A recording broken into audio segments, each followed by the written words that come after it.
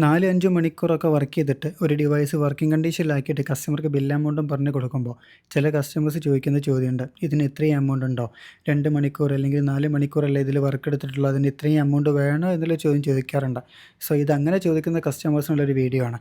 ഇതൊരു IC ആണ്. എന്താണ് ഇതേപോലത്തെ ഒരു കണ്ടീഷനാണ് നമുക്ക് എന്താണ് 4-5 മണിക്കൂറൊക്കെ വർക്ക് ചെയ്യേണ്ട ആവശ്യം വരാറുള്ളത്.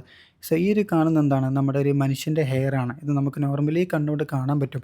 എന്നാൽ മനുഷ്യൻ്റെ കണ്ടുകൊണ്ട് കാണാൻ പറ്റാതെ അത്രയും മൈന്യൂട്ട് ആയിട്ടുള്ള ഓരോ ജമ്പർ വയേഴ്സും കാര്യങ്ങളൊക്കെ വെച്ചിട്ടാണ് എന്താണ് ഓരോ ടെക്നീഷ്യന്മാരും വർക്ക് ചെയ്യുന്നത്. ഇതൊരു ജമ്പർ വയറാണ്. അതായത് നിങ്ങൾക്കിപ്പോൾ കാണാൻ പറ്റും ഇതൊരു സിൽവർ വയർ. അതായത് എന്താണ് നമ്മൾ ഈ ടെക്നീഷ്യന്മാർ കണക്ഷൻസ് അതേപോലെ ഈ IC വർക്ക് ചെയ്യുന്ന സമയത്ത് മദർ ബോർഡിൽ അതേപോലെ ICയിലൊക്കെ പ്രിൻറ്റ് മിസ്സാകാറുണ്ട്, ICയുടെ കണക്ഷൻ മിസ്സാവാറുണ്ട്.